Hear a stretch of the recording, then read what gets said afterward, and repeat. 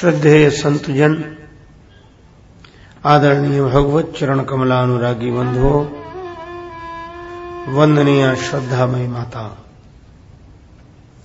भगवान श्री सीताराम जी की अहेत की कृपा से श्री हनुमान जी महाराज की गुणावली का गायन श्रवण लाभ श्री हनुमान चालीसा के आधार पर हम लोग प्राप्त करें, उसके पूर्व बड़े प्रेम से श्री भगवान नाम संकीर्तन मिलजुल कर मस्ती के साथ बोलें।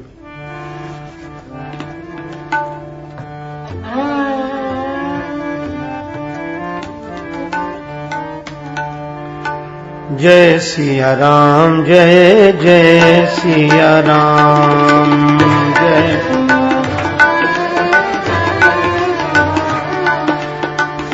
जय सिया राम, जय जय सिया राम।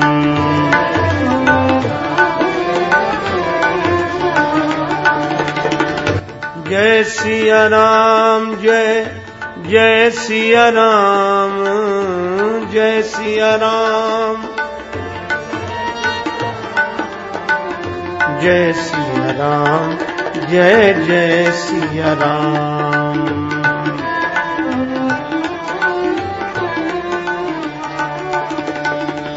जय सिया राम, जय जय सिया राम,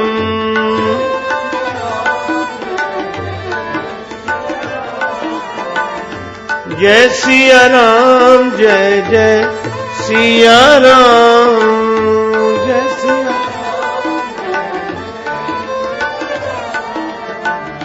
जय सिया राम, जय जय सिया राम, जय सिया राम,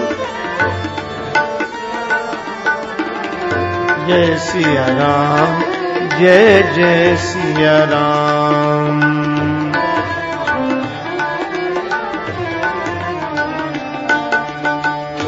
मंगल भवन अमंगल हारी,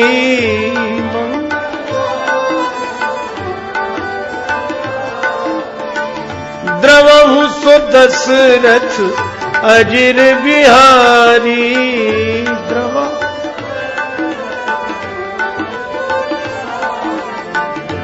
जय सिया राम, जय जय सिया राम, जय सिया राम, जय सिया राम, जय जय सिया राम।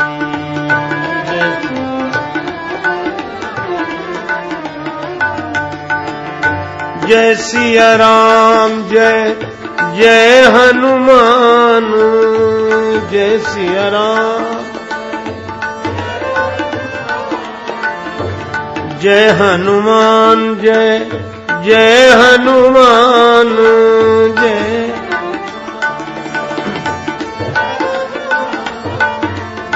जय हनुमान, जय जय हनुमान,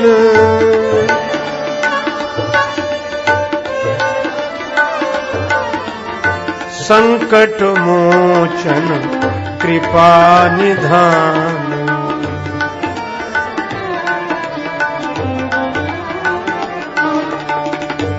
जय जय जय हनुमान गुसाई,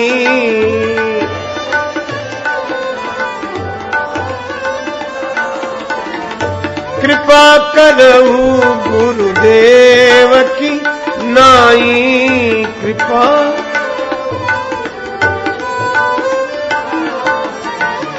जय सिया राम, जय जय सिया राम, जय सिया, जय सिया राम, जय जय सिया राम।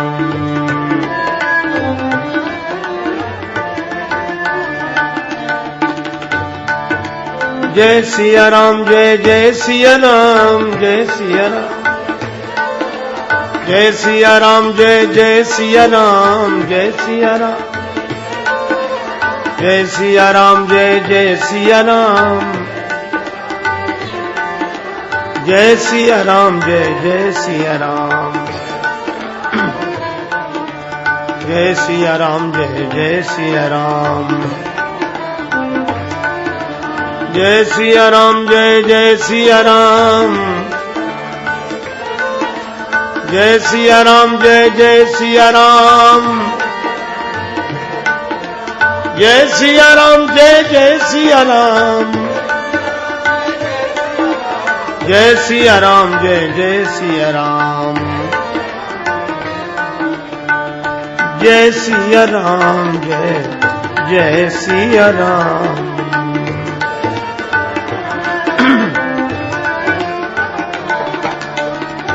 जय सिया राम, जय जय सिया राम, जय सिया राम, जय जय सिया राम, सिया राम।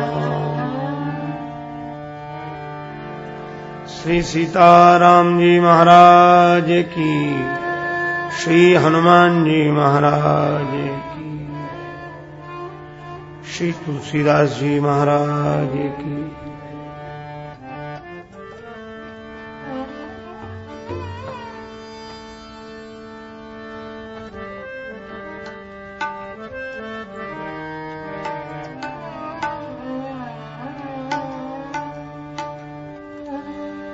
जो यह पढ़े हनुमान चालीसा, जो यह पढ़े हनुमान,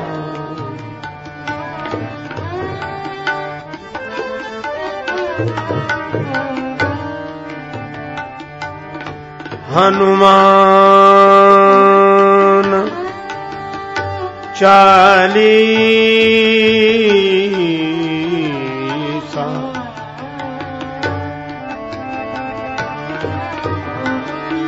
जो ये पढ़े हनुमान चालीसा, जो ये पढ़े हनुमान, होई सिद्धि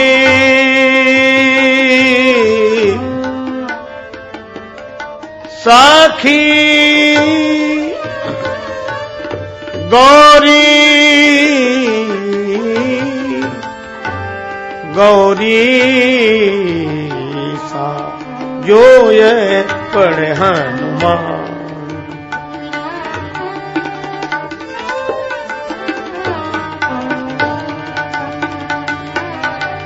जो ये पढ़े हनुमान चालीसा,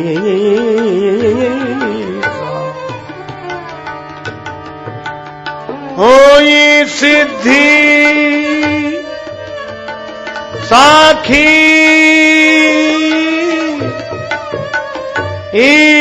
गौरी सा, पढ़े हनुमान, जो ये पढ़े हनुमान, पढ़े हनुमान, पढ़े हनुमान।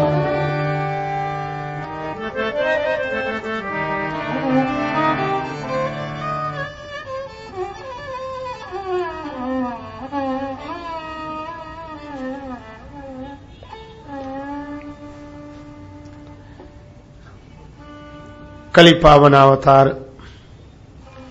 श्री सीताराम भक्ति भूषण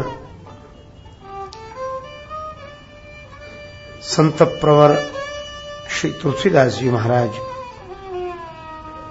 श्री हनुमान चालीसा की फलश्रुति में यह पावन पंक्ति प्रस्तुत करते हैं। श्री हनुमान चालीसा का पाठ जो भी करेगा उसे उसके मनोरथ की सिद्धि अवश्य प्राप्त होगी। भगवान शंकर इसके साक्षी हैं।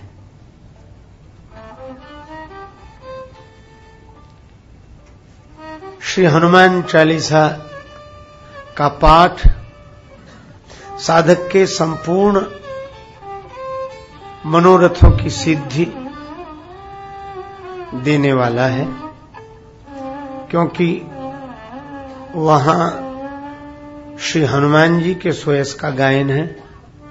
और हनुमान जी ऐसे हैं, दुर्गम काज जगत के जेते, सुगम अनुग्रह तुम्हारे तेते। राम दुआरे तुम रखवारे, होत न आज्ञा बिनु पैसारे। सब सुख लहे तुम्हारी सरना, तुम रक्षक काहू को डरना। दुर्गम काज सुगम हो जाता है श्री हनुमान जी के अनुग्रह से।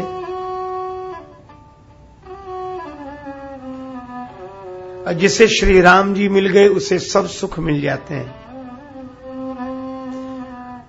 राम जी के दरबार में प्रवेश ही भक्त का श्री हनुमान जी की आज्ञा से ही संभव हो सकता है। इसीलिए सारे सुख देने वाले श्री हनुमान जी, सुखों का योग और क्षेम के लिए तुम रक्षक। श्री हनुमान जी रक्षक हैं, रखवारे हैं, किसी का डर नहीं है, किसी का डर नहीं और कभी डर नहीं।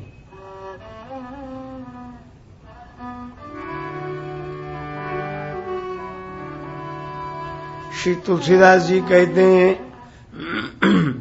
कानन भूधर बारी बयारी, महाविष व्याधि दवा अरि घेरे।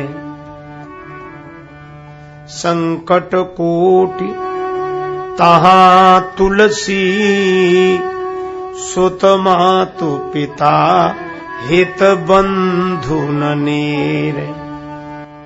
राखिए राम कृपालु तहां, हनुमान से सेवक हैं जेहि केरे। नाक रसातल भूतल में, रघुनायक एक सहायक मेरे।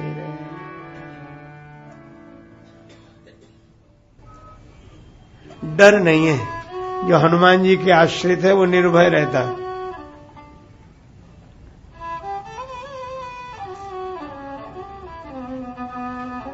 देखो, जहां रक्षक होता है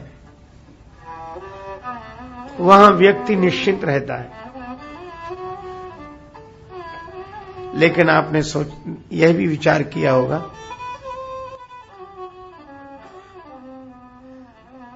रक्षक अगर घर में है,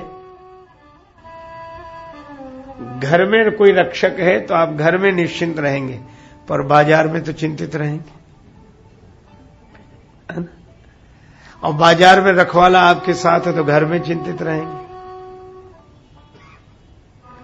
देश में कोई आपका रक्षक है तो विदेश में चिंतित रहेंगे, और विदेश में कोई रक्षक है देश में नहीं तो देश में चिंतित रहेंगे। इसीलिए किसी की भी रखवाली में सदा निश्चिंत नहीं रहा जा सकता, कितना ही उत्तम कोटि का रक्षक क्यों ना हो, क्योंकि वह सब समय सब जगह नहीं हो सकता। पर हनुमान जी अगर रक्षक हों तो आप सब समय सब जगह निश्चिंत हैं। क्यों?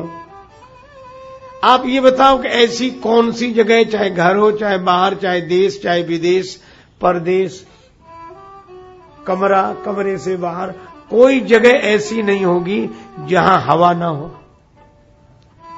पवन तो सर्वत्र है, और तो जहां जहां पवन है वहां वहां प्रणवं पवन कुमार, खलवन पावक ज्ञान घन। पवन भीतर भी है और पवन बाहर भी है। तो आप जहां जहां जाएंगे वहां वहां निडर तभी हो सकेंगे जब हनुमान जी आपके रक्षक हों। और हनुमान जी पवन पुत्र हैं, तो जहां जहां पवन वहां वहां हनुमान जी, तो सब जगह सब समय पवन, और इसलिए सब जगह सब समय उपस्थित हैं पवन कुमार। इसीलिए तुलसीदास जी कहते हैं तुम रक्षक काहू को डरना। अच्छा, एक बात और है, पवन बाहर हो ऐसा ही तो नहीं है, पवन भीतर भी है।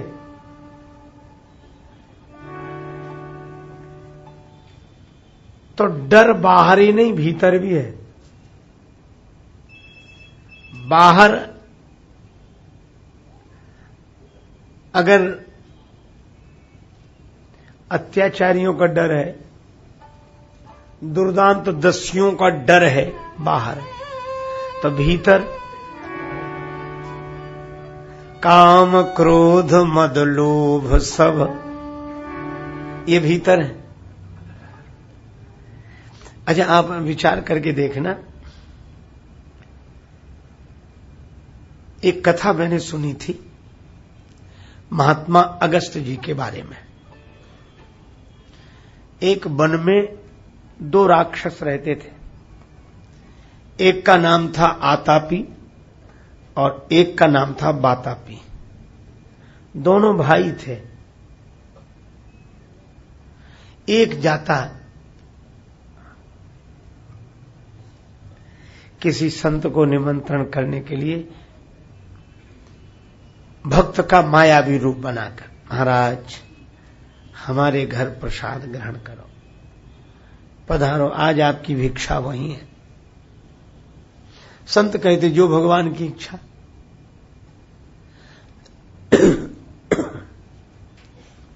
आतापी बुला लाता, और जो उसका दूसरा भाई था बातापी, वो अपने को भोजन के रूप में प्रस्तुत कर देता। महात्मा ग्रहण कर लेते और वह भीतर चला जाता। फिर महात्मा कहते भैया आतापी तुम भी भोजन करो। कहा मैं अपने भाई को बुला लूं। तो कहता भैया बातापी आओ, भैया बातापी। तो बातापी महात्मा का पेट चीरते हुए निकलता भीतर से। ऐसे कई संत मार डाले। लोग परेशान हो गए,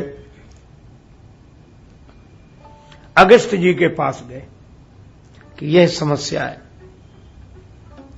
अगस्त जी बोले अब की बार जब निमंत्रण देने आवे तो हमारे पास भेजना। आया वो निमंत्रण, बोले हमारे गुरु जी को ले जाओ इस बार। वह और खुश हुआ कि अब तो सीधे गुरु जी से ही शुरुआत करेंगे। गया अगस्त जी बोले चलो। अगस्त जी गए, छक्कर भोजन किया। तुम भी भोजन करो आतापी, मैं अपने भाई को बुला लूं खुशी से।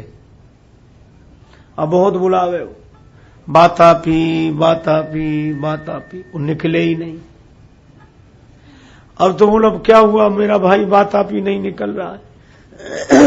अगस्त जी बोले आतापी ये अगस्त का पेट है, इसमें समुद्र समा गया, तेरे बातापी का क्या पता लगेगा कहां गया। और बातापी को भीतर हजम कर लिया और बाहर आतापी तड़प तड़प के मर गया। यह कथा है, पर यह कथा बड़ी सांकेतिक है। एक राक्षस बाहर है और एक राक्षस भीतर है। अगर हम लोग इसे अपने जीवन से जोड़कर देखें तो ये दो राक्षस हम लोगों के साथ रहते हैं। एक बाहर है, एक भीतर है, और ये दोनों सगे हैं। विषय बाहर है, वासना भीतर है। विषय बाहर और वासना भीतर।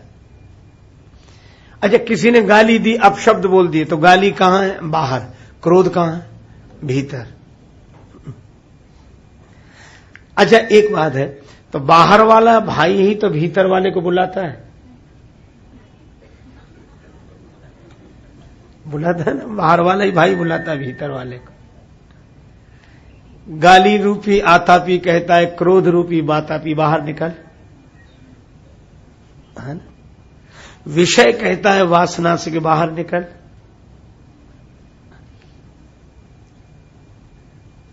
कोई आकर्षक चीज बाहर है, उसको पाने की कामना भीतर है, लालच भीतर है, धन बाहर है, लोभ भीतर है। जितने विकार हैं ये सब भीतर हैं, और जिन चीजों की वजह से यह विकार जाग जाते हैं, वासना जग जाती है, वे विषय बाहर हैं।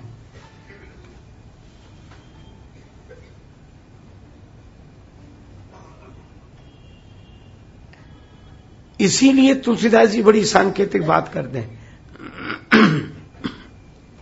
का हनुमान जी महाराज दोनों से बचा लेते। पवन बाहर भी है और पवन भीतर भी है। भीतर बातापी हजम कर लिया, अगस्त्य जी ने कहते समुद्र सोख लिया। इसका अर्थ यह है कि जो वासना को पचा सके उसने समझ लो संसार के समुद्र को सुखा लिया, हजम कर लिया, पार हो गया, वासना को पचा ले। अच्छा, और वो बातापी जब निकलता था तो संत को जीवन नष्ट करते हुए निकलता था। ये वासना जब जब भीतर से बाहर आती है, संतत्व को नष्ट करते हुए आती है। यही इस कथा का संकेत है। तो हनुमान जी क्या करते हैं, बाहर विषय तो रहता है पर वह भीतर से वासना नहीं पनपने देता। क्यों नहीं पनपने देता? क्योंकि हनुमान जी महाराज जिसके रक्षक होते हैं उसके लिए जितने विषय हैं, है ना, चाहे वह सुस्वाद व्यंजन हो, किसके लिए? सुंदर वस्त्र, किसके लिए? अपने लिए नहीं। भोजन स्वादिष्ट है, तुम ही निवेदित भोजन करही, तुम ही निवेदित भोजन करही, प्रभु प्रसाद पटभूषण धरही।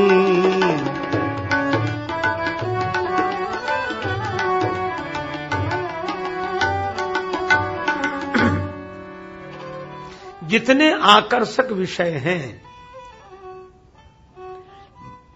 अगर हनुमान जी रक्षक हैं तो हम उन्हें भगवान से जोड़ देते हैं। फूलों का बड़ा सुंदर हार भगवान के लिए ठीक रहेगा, बड़ी स्वादिष्ट अच्छी मिठाई भगवान को भोग लगाएंगे, सुगंधित इत्र है भगवान को अर्पण करेंगे, अगरबत्ती भगवान का, वस्त्र रेशमी बड़ा सुंदर भगवान को। तो इससे क्या होगा कि जैसे ही हम विषयों को भगवान से जोड़ते हैं तो हमारे भीतर से वासना नहीं उपासना प्रकट हो जाती है। वासना को उपासना बना देते हैं और विषय को भगवान से जोड़कर उन्हें अमृतमय कर देते। विषयों का विष भी, अच्छा देखो, विष को भी अमृत बनाने की कला में वैद्य कुशल होता है। वैद्य जो विष है उसको भी औषधि बना दे वैद्य, तो हनुमान जी वैद्य ही तो हैं।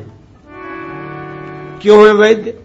जय जय जय हनुमान गुसाई, कृपा करो गुरुदेव की नाई। और हनुमान जी कौन है? सदगुरु वैद्य, सदगुरु वैद्य। तो हनुमान जी विषयों को भगवान का प्रसाद बना देते हैं और भीतर जो वासना है उसे उपासना बना देते हैं। तो बाहर से भी रक्षा करते हैं और भीतर से भी रक्षा करते हैं। और जिसका रक्षक भीतर बाहर दोनों जगह हो तो फिर डर नहीं, न बाहर वालों का न भीतर वालों का। इसलिए तुम रक्षक काहू को डरना, तुम रक्षक काहू,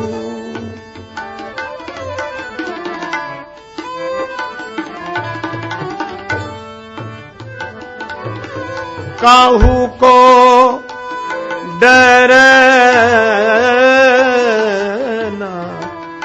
रक्षक तुम रक्षक काहू, रक्षक काहू काहू को डर।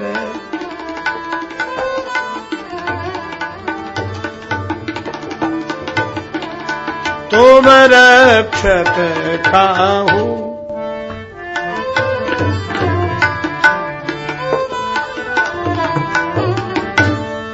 तुम रक्षक काहू को डरना। अच्छा, ऐसा हनुमान जी महाराज करते हैं क्योंकि हनुमान जी महाराज के साथ स्वयं ऐसी घटना घटी।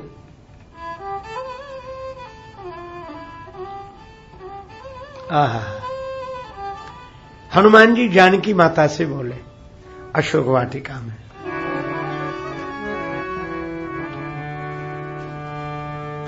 मातु मोहे लागी अति भूखा, लागी देखे सुंदर फल रूखा, लागे देखे सुंदर।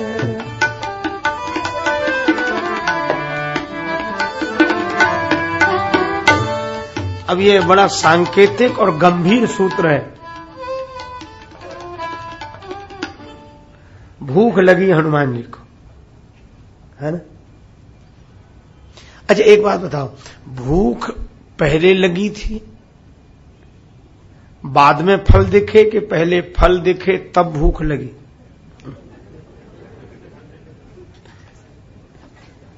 हनुमान जी कहते हैं कि माता पहले नहीं लग रही थी भूख, पर लागी देखी सुंदर फल रूखा, ये फल लगे हुए देखे तो भूख लगाई। और हनुमान जी महाराज ने इस वाक्य के द्वारा इतनी महत्वपूर्ण बात कही कि अगर फल न दिखते तो भूख न लगती, विषय न दिखते तो वासना नहीं जगती।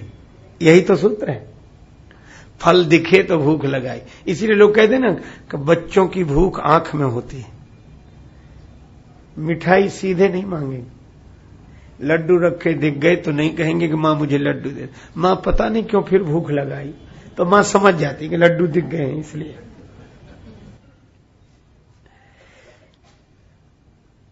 हनुमान जी बोले ये फल बड़े सुंदर हैं। जानकी माता बोली दिखने में सुंदर हैं, परिणाम में सुंदर नहीं है।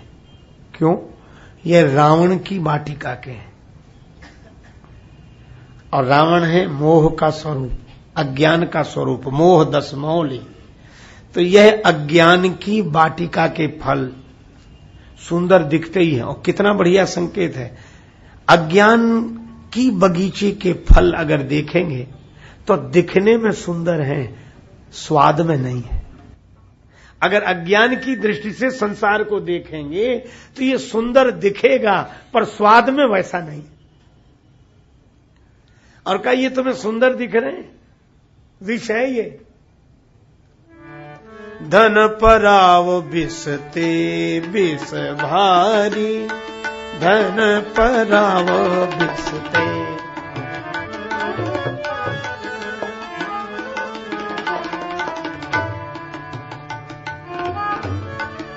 धन पराव बिसते, पराव बेचते। धन पराव, ये पराया धन है, ये विष से भी अधिक भयंकर विष है।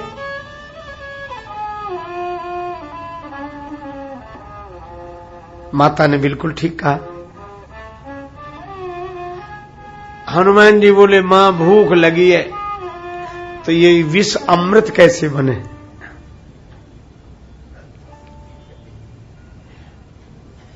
अच्छा, आपने यह भी कथा सुनी होगी कि पितामह भीष्म सरसैया पर पड़े उपदेश दे रहे थे तो द्रौपदी जी हंस पड़ी।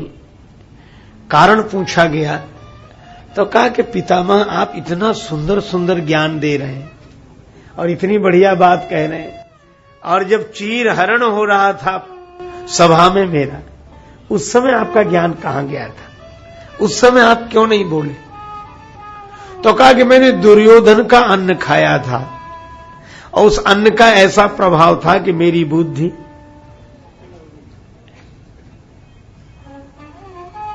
बिगड़ गई थी। अब उस अन्न का प्रभाव जाता रहा, वह रक्त भी बाहर निकल गया। इसीलिए अब मैं सही बात बोल पा रहा हूं। आपने कहावत सुनी होगी, जैसा खावे अन्न वैसा बने मन। खावे अन्न संहार के खोटा खरा विचार, और वैसा ही मन होत है जैसा करे आहार। इसलिए बड़े नियम बनाए गए, किसका खाए और क्या खाए, बनाए गए।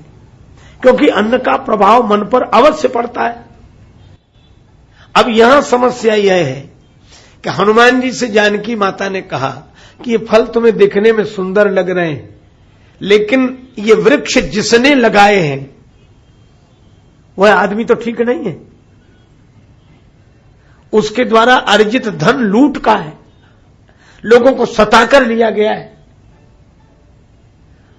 और उसके बगीचे के फल खाओगे तो बुद्धि पवित्र रहेगी।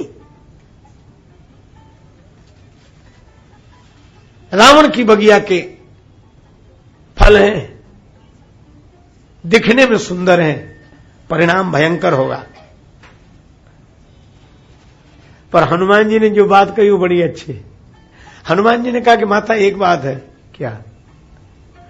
कहा कि रावण की बगिया के फल हैं, हो तो ये मेरा मन बिगाड़ेंगे, लेकिन एक बात पूछो। क्या? बोले मैं मानता ही नहीं हूं कि रावण के हैं। तो रावण का हो तब तो मन बिगाड़े। जानकी माता बोली तो तुम रावण का नहीं मानते? बोले ना, रावण का बगीचा अगर मैं मानता तो रावण से पूछने जाता कि फल खा लूं कि नहीं। मैं तो आपसे पूछ रहा हूं। क्यों? बोले ना समझ लोग इसे रावण का समझे, मैं तो आपका समझता हूं। जानकी माता बोली मेरा कैसे समझते हो? कहा कि ऐसे। माता, वृक्षों का जन्म कहां से होता है? पृथ्वी से। अगर पृथ्वी से वृक्ष ही न जन्मते तो वृक्षों में फल कैसे लगता?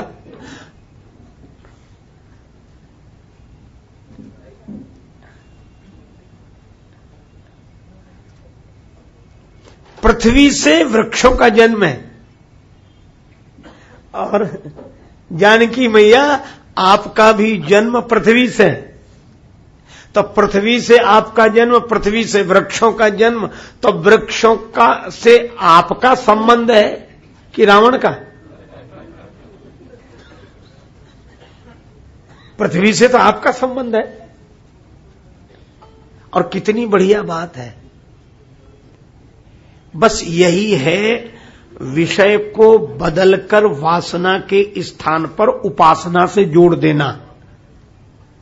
कैसे? एक उदाहरण से और बात स्पष्ट हो जाएगी। थोड़ी सी गंभीर चर्चा है।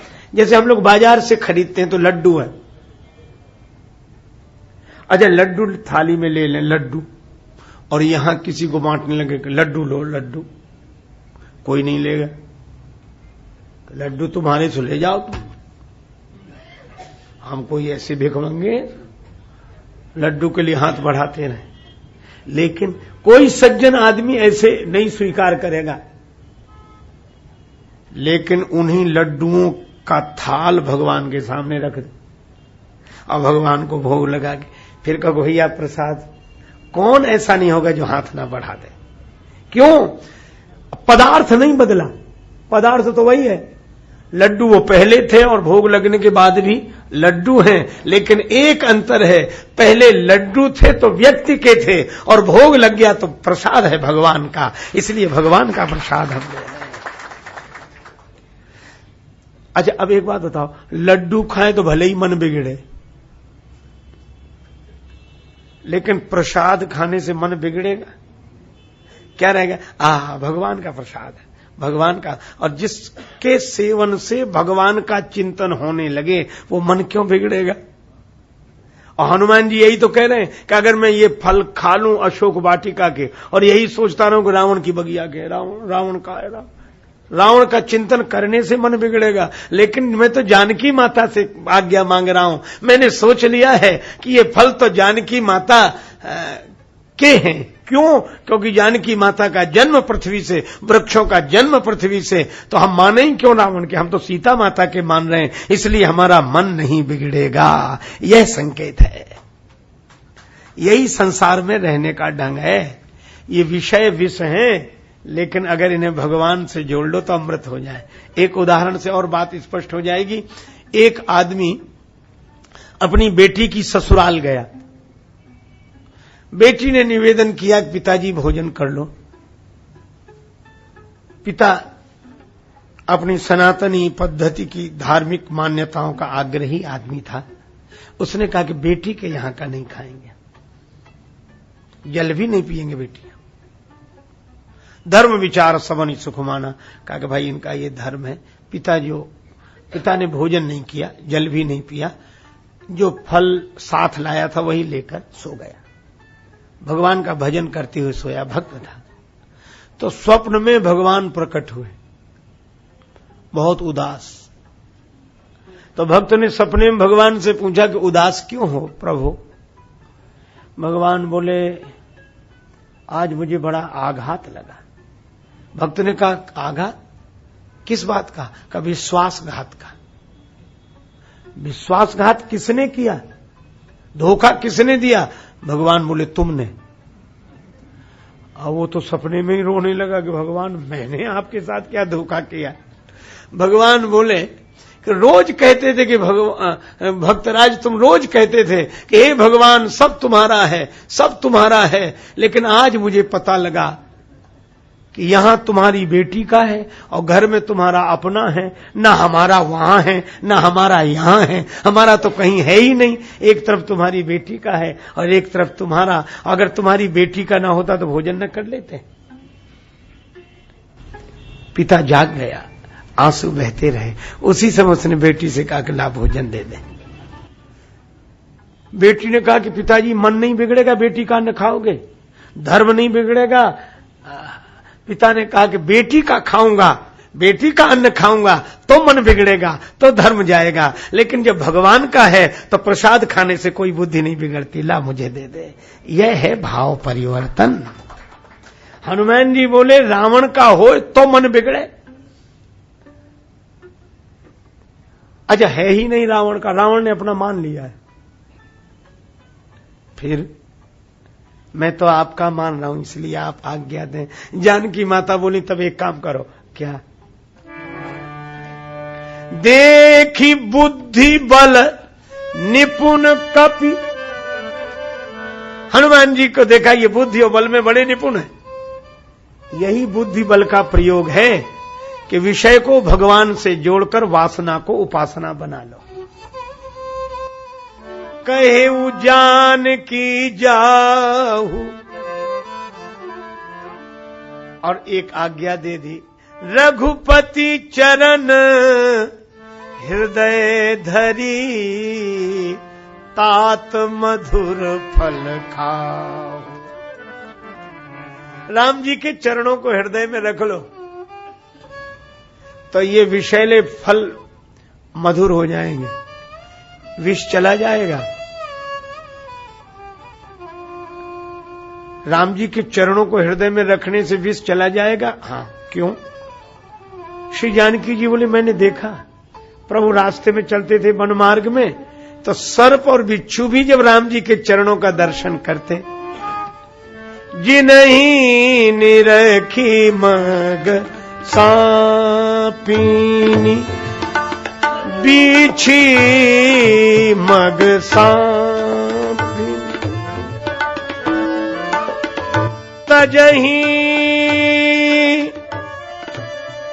विषम विष तामस तीछी, जिन्हीं निरखी मग सांपिनी, निरखी मग सांपिनी, निरखी मग सांपिनी।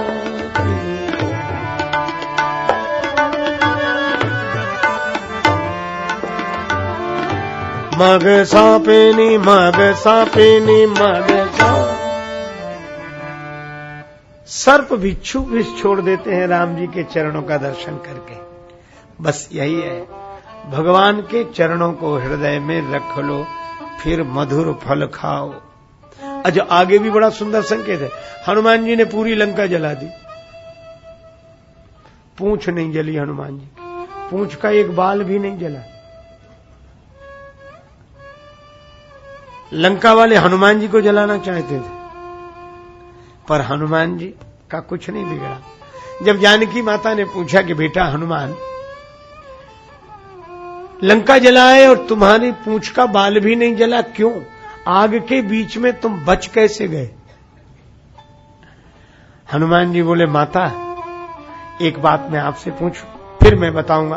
क्या आप मुझसे पूछती हैं कि मैं आग के बीच में रहा फिर भी जला नहीं? माता आप कहां रही इतने दिन तक?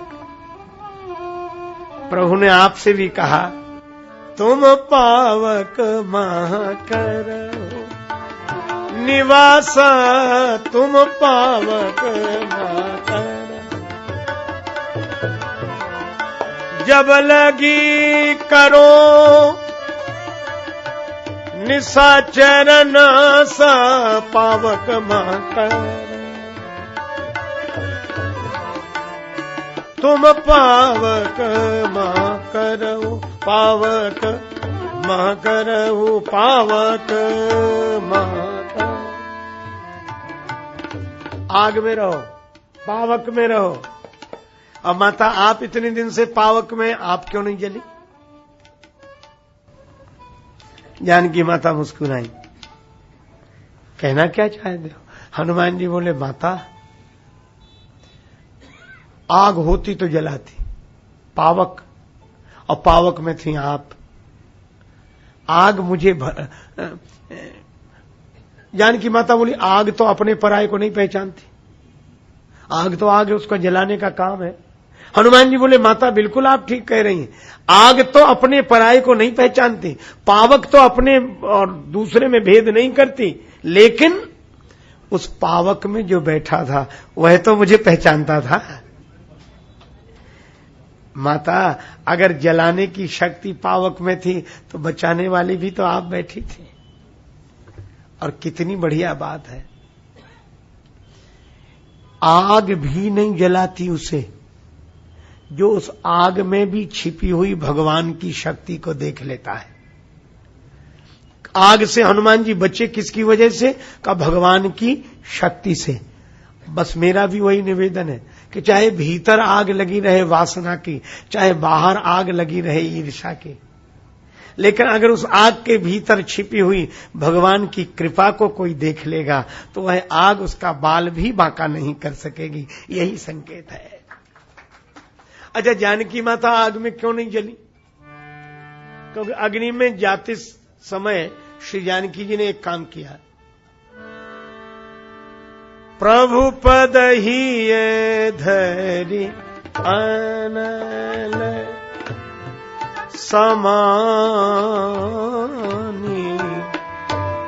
प्रभु पद ही ये धरी अनल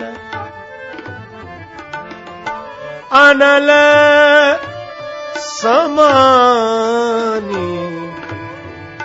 प्रभु पद ही धरि ये धरि अनल, ही ये धरि अनल, ये धरि धरि अनल, धरि अनल, धरि अनल। प्रभु पद ही ये धरि, भगवान के चरणों को हृदय में रख लिया, इसीलिए तो आग में जानकी जी नहीं जली। हनुमान जी बोले, माता यही काम हमने किया आपकी आज्ञा से। आपने कहा था रघुपति चरण हृदय धरि तात मधुर फल खाओ। अच्छा, एक बात और है, शत्रु दो हैं, बाहर विषय भीतर वासना, और भगवान के चरण कितने? दो। विषयों को भगवान के चरणों से जोड़ दो तो वासना उपासना बनकर आपको भगवान के चरण से जोड़ देगी। यही रघुपति चरण हृदय धरि तात मधुर फल खाओ। तो हनुमान जी महाराज बाहर के शत्रुओं से भी रक्षा करते हैं और भीतर के शत्रुओं से भी। क्यों? क्योंकि पवन बाहर भी है और पवन भीतर भी है, इसीलिए पवन कुमार बाहर भी रक्षक हैं, पवन कुमार भीतर भी रक्षक हैं। और जो भीतर बाहर का रक्षक हो, विषय वासना से बचावे, इसीलिए तुलसीदास जी कहते हैं, तुम रक्षक काहू को डरना,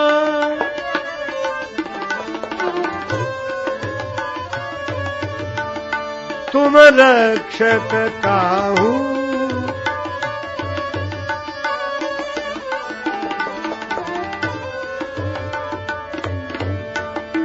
सब सुख लहे तुम्हारी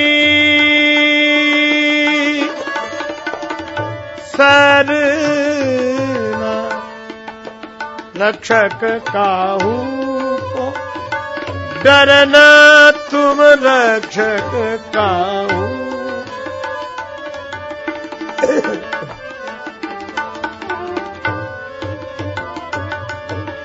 तुम रक्षक काहू को, रक्षक काहू को, रक्षक काहू,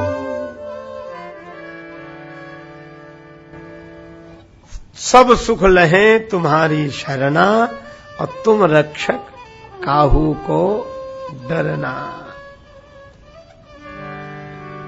रहत सदा निश्चिंत भरोसे, रहत सदा निश्चिंत भरोसे, कपिवर पवन कुमार के हम चाकर हैं, दरबार के हम चाकर।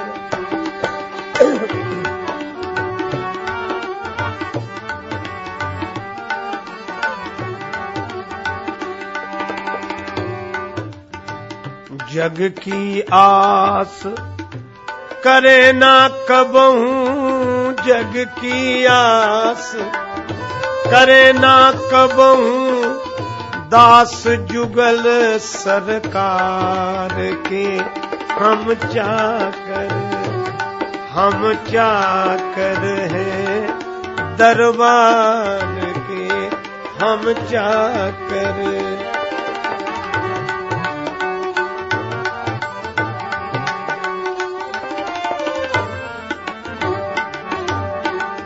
चाकरी क्या है हमारी? गुण गावत श्री जनक लली, गुण गावत श्री जनक लली, अरु दशरथ राजकुमार के हम चाकर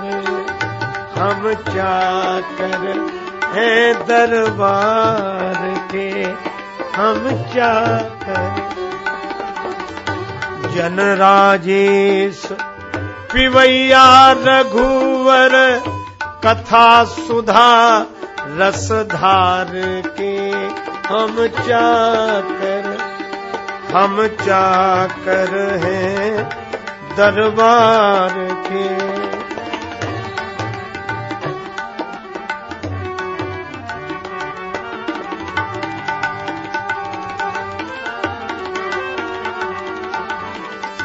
रहत सदा निश्चिंत भरोसे, रहत सदा हमेशा निडर है, तुम रक्षक काहू को डरना। रहत सदा निश्चिंत भरोसे, कपिवर पवन कुमार के हम चाकर हैं, दरबार के।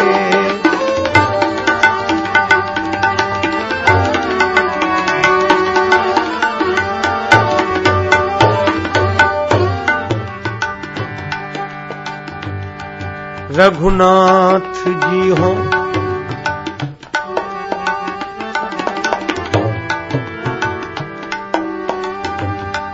रघुनाथ जी हो, जिसकी बिगड़ी बनाने वाले, रघुनाथ जी हो जिसकी बिगड़ी बनाने वाले।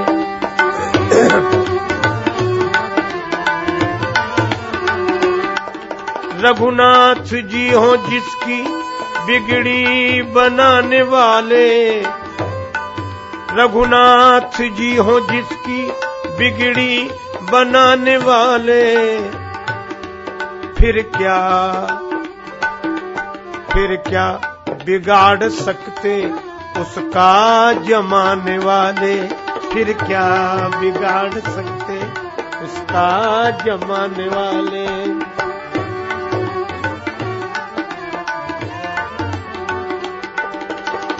कैसा भी वक्त आए परवाह क्यों करें हम, कैसा भी वक्त आए परवाह क्यों करें हम। रखवाले बन के बैठे, रखवाले बन के बैठे, रखवाले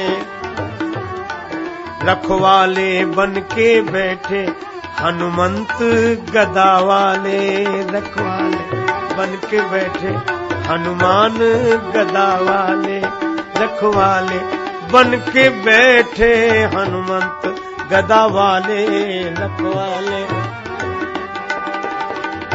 तुम रक्षक काहू को डरना, तुम रक्षक काहू।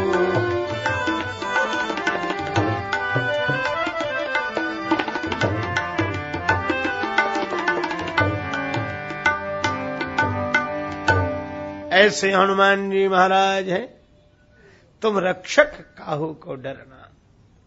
अनेक घटनाएं उनके बारे में सुनी जाती हैं, बड़ी अद्भुत अद्भुत घटनाएं। एक घटना सुनी गई थी, सच्ची घटना है, चित्रकूट की। एक परिवार मंदाकिनी स्नान के लिए गया। घाट पर अधिक भीड़ होने से थोड़ी दूर जंगल में मंदाकिनी जी में स्नान करने लगा। नन्हा सा बालक 5 वर्ष का, उसको अनुमान नहीं था, जल में चला गया, डूब गया। सब त्राह त्राह करने लगे, खोजने की कोशिश, निकालने की कोशिश। अभी अभी डूबा, यहां डूबा, कहां। माता का हृदय रोने लगी और त्राह त्राह करती उसने कहा कि महाराज, हनुमान जी महाराज, हम चित्रकूट आए। तो उसके मुंह से निकला, हनुमान जी महाराज, तुम्हें राम जी की सौगंध है, हमारा बेटा हमें वापिस कर। एक प्रत्यक्षदर्शी ने देखा कि उसकी आर्त पुकार पर एक वानर वृक्ष से कूदा और ऐसे हाथ पकड़ के बाहर बालक को कर दिया और अदृश्य हो गया। यह घटना इस युग की है, बड़ी प्रामाणिक है। गीता प्रेस के मुख्य पत्र कल्याण में छपी थी। इन घटनाओं के आधार पर कहना पड़ता है, तुम रक्षक काहू को डरना, तुम रक्षक काहू को डरना।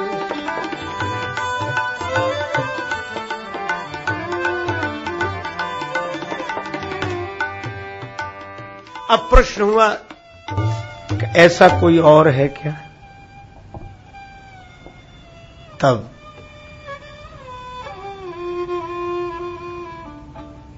तुलसीदास जी आगे कहते हैं कि भाई हनुमान जी जैसे तो हनुमान जी हैं और कोई दूसरा नहीं इनके जैसा। इसीलिए यही का आपन तेज सम्हारो आपे,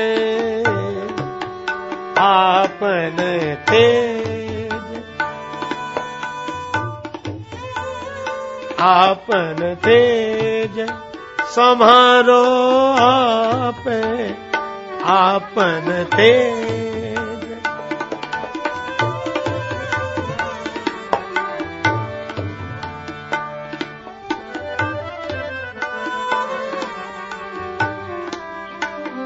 आपन तेज समारो आपे आपे आपन तेज।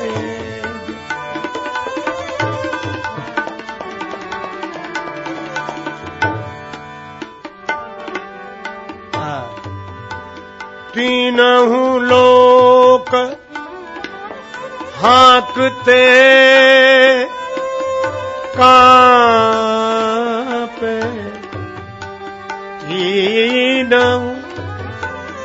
तीनहु लोक हाँकते कांपे आपन तेज।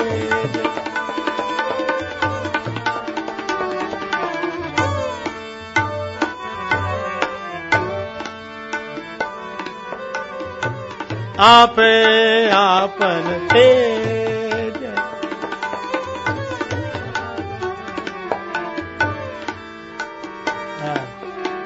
आपन तेज आपन तेज आपन तेज।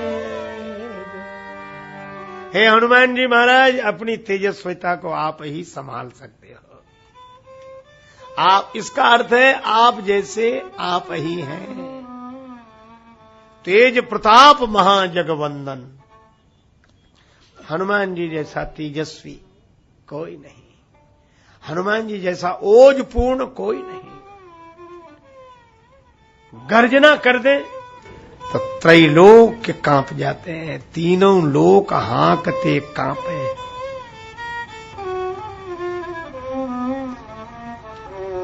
देखो, शंकर भगवान के अवतार हैं हनुमान जी, और शंकर जी की विशेषता क्या? अगर शंकर जी कुपित हो जाएं तो क्या होगा? शिव जी एक बार कुपित हुए कामदेव पर। तुलसीदास जी कहते हैं, सौरभ पल्लव मदन बिलोका, भयउ कोप तो कंपेउ त्रैलोका। है ना? शंकर जी ने कोप किया तो तीनों लोग कांप गए। और हनुमान जी कौन है? शंकर सुवन केसरी नंदन। तो अगर शंकर जी के कोप से तीनों लोक कांपते हैं, भयो कोप कंपे त्रैलोका, तो हनुमान जी की गर्जना से, कोप से तीनों लोक हाँकते कांपे। जाके ये हुलसत हाँक हनुमान की, हनुमान जी की गर्जना, हनुमान जी की हाँक। इसीलिए तीनों लोक, पृथ्वी पाताल स्वर्ग, चाहे देवता हो और चाहे मनुष्य हो, चाहे पाताल में रहने वाले, और तीनों लोकों में रक्षा की हनुमान जी महाराज ने। पाताल में भी बंधु समेत जवे अहि रावण, ले रघुनाथ पताल सिधारो।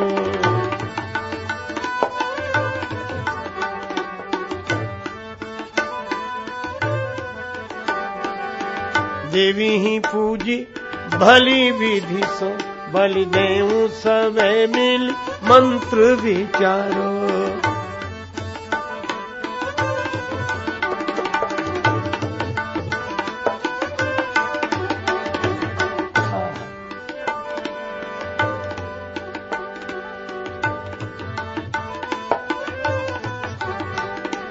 जाए सहाय भयो तबहि, अहि रावण सैन्य समेत संघारो। हो नहीं जानत है जग में, कपि संकट मोचन नाम तिहारो।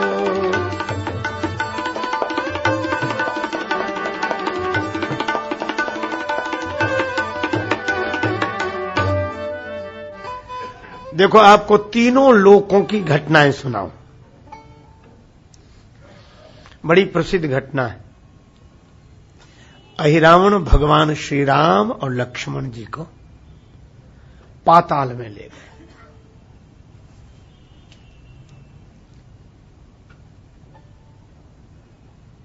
देवी जी की पूजा कर रहा था, आदि शक्ति की पूजा, जगदम्बा की पूजा। और शक्ति पूजा करते समय बलि चढ़ा रहा है श्री राम और श्री लक्ष्मण जी के।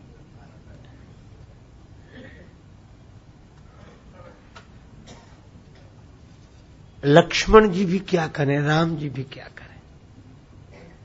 पर भगवान लक्ष्मण जी बोले, प्रभु कुछ समझ नहीं आ रहा है, क्या करें। राम जी बोले, निश्चिंत रहो, सब सुख ले तुम्हारी सरना, तुम रक्षक काहू को डरना।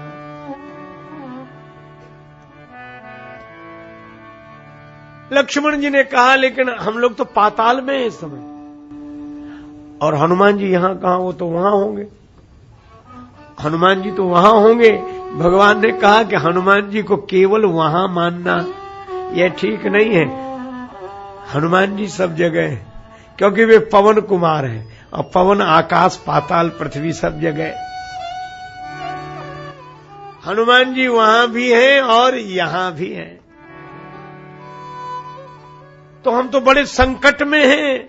भगवान बोले, संकट में हो तो संकट मोचन का स्मरण करो।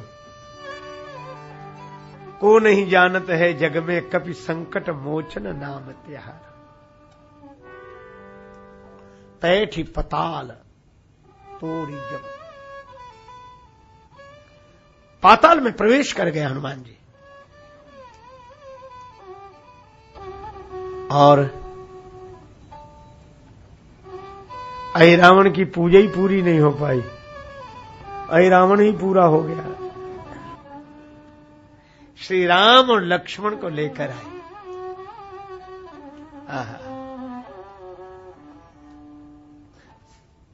श्री राम इस घटना को कभी नहीं भूलते थे, कभी नहीं।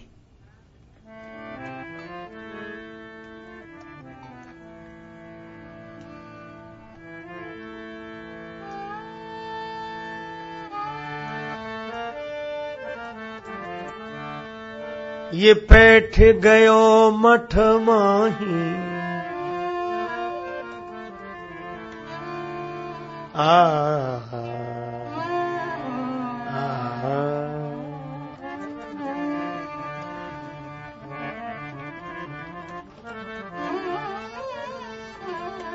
जो भैया हनुमत नहीं होते, मोहि कोला तो मही पाही, मोहि कोला तो जग माही, कपि से ऋण हम नाहि। भरत भाई कपि से ऋण हम, कपि से ऋण हम।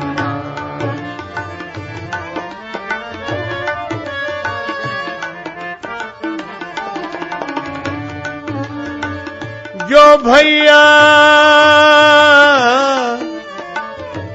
हनुमत नहीं होते, हनुमत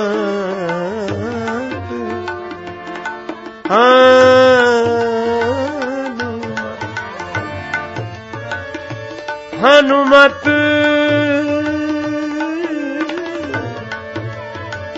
हनुमत नहीं होते,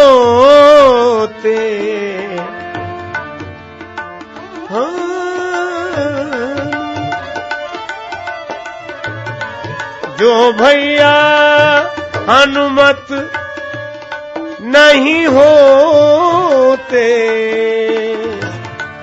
मोहि कोला तो जग माही, कपि से ऋण हम नाहि। भरत भाई कपि से उरिन हनुमान।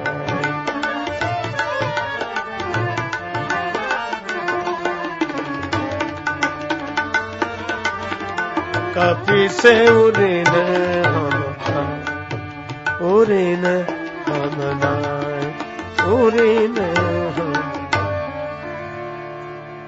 ये पाताल, पाताल पर भी बजरंगबली ने विजय प्राप्त की। श्री राम जी लक्ष्मण जी को लेकर आए। एक लोक, पृथ्वी लोक पर हनुमान जी ने क्या किया? लक्ष्मण जी मूर्छित हो गए। बाण लाग्यो और लक्ष्मण के, तब प्राण तजे सुत रावण मारो। ले गृह वैद्य सुपेन समेत, तवे गिरी द्रोण सुबीर उपारो। आन सजीवन हाथ दई, तब लक्ष्मण के तुम प्राण उवारो। ओ नहीं जानत है जग में, कपि संकट मोचन नाम त्यारो।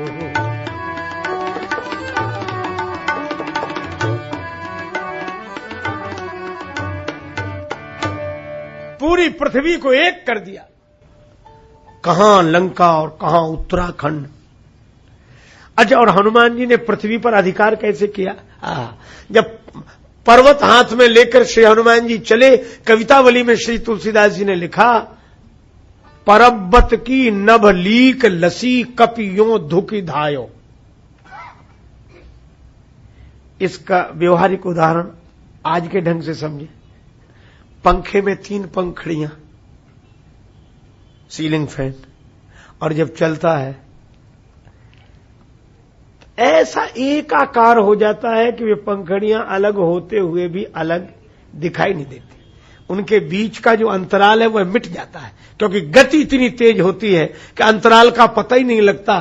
तो हनुमान जी इतनी तीव्र गति से चले कि उत्तराखंड से लेकर लंका तक उनकी गति के कारण एक लीक जैसे रेखा खिंच गई हो। परबत की नभ लीक लसी, कपियों धुकी धायो। और कितने वेग से गए। मारुत नंदन मारुत को, मन को खगराज को वेग लजाए। हनुमान जी महाराज ने पहले तो पवन का वेग लज्जित किया, फिर मन का वेग लज्जित किया, और फिर गरुड़ का वेग लज्जित किया। ये पृथ्वी लोक की घटना। एक सज्जन बोले इसमें व्यतिक्रम हो गया है। हमने कहा कैसे? कहा कि ऐसे तो सुना जाता है कि पहले साधारण, फिर विशेष, फिर विशेषाधिक और अधिक। तो टॉप तो अंत में होता है, शिखर की बात आखिरी में कही जाती है।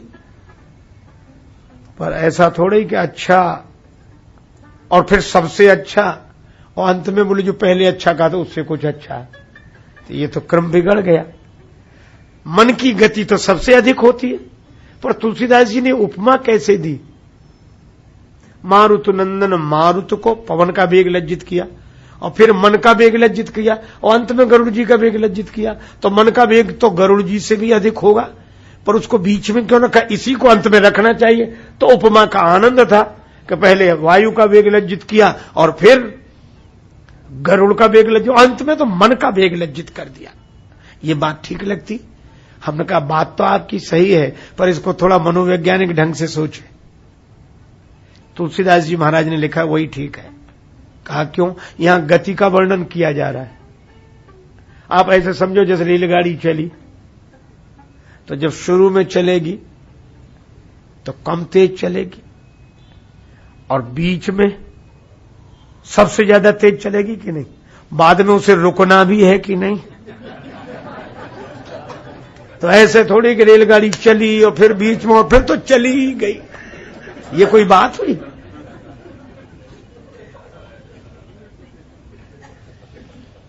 एक सज्जन कह रहे थे कि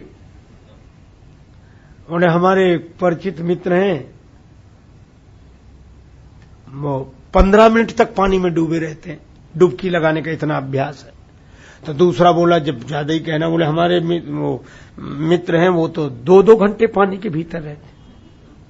तो तीसरा बोला हमारी तो सुनो क्या। बोले हमारे मित्र डुबकी लगाई, निकले ही नहीं अब तक। ये तो तुलसीदास जी यहां ये कहना चाहते हैं कि हनुमान जी ने शुरू में पवन के वेग को लज्जित किया और बाद में बीच में इतने तेज चले कि मन के वेग को लज्जित किया और अंत में गरुड़ के वेग को लज्जित करते हुए उतर आए धरती पर। प्रभु प्रलाप सुनि कान विकल भये बानर निकर, आए गए हनुमान जिमि करुणा महा वीर रस। तो जिसने पूरी धरती का एक कोना और दूसरा कोना एक कर दिया हो, यह पृथ्वी लोक पर उनका अधिकार है। और पाताल जाकर श्री राम लक्ष्मण को ले आए हो, यह पाताल लोक पर उनका अधिकार। 2 लोक, तीसरा लोक और बचा है आकाश। और आकाश में हनुमान जी कब गए? श्री तुलसीदास जी कहते हैं रावण युद्ध अजान कियो, तब नाग की फांस सवे सिर डारो।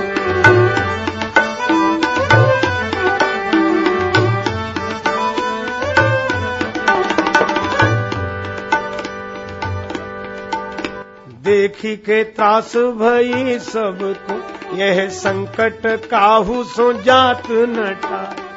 आनी खगेश तवे हनुमान, बंधन काटी सुत्रास निवारो। वो नहीं जानत है जग में, कपि संकट मोच नाम तिहारो।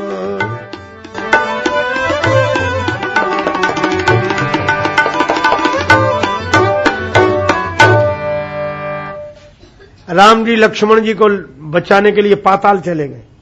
लक्ष्मण जी को बचाने के लिए वैद्य को ले आए और संजीवनी बूटी ले आए, धरती के कोने एक कर दिए।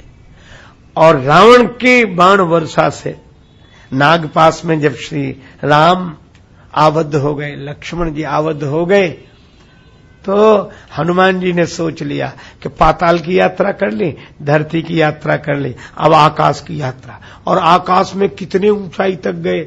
विष्णु लोक में गरुड़ जी को आने खगेश तबे हनुमान जो, बंधन काट त्रास निवारो। गरुड़ जी को लाने वाले हनुमान जी और नागपास से भगवान को मुक्त कराने वाले हनुमान जी। तो हनुमान जी आकाश पर भी उतना ही अधिकार रखते हैं।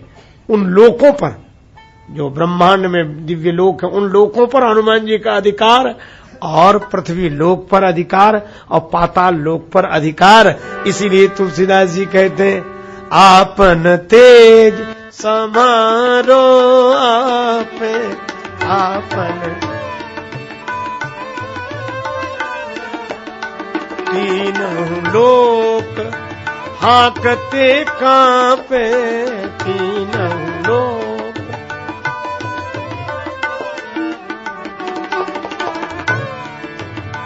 हाकते कांपे, तीनों लोक।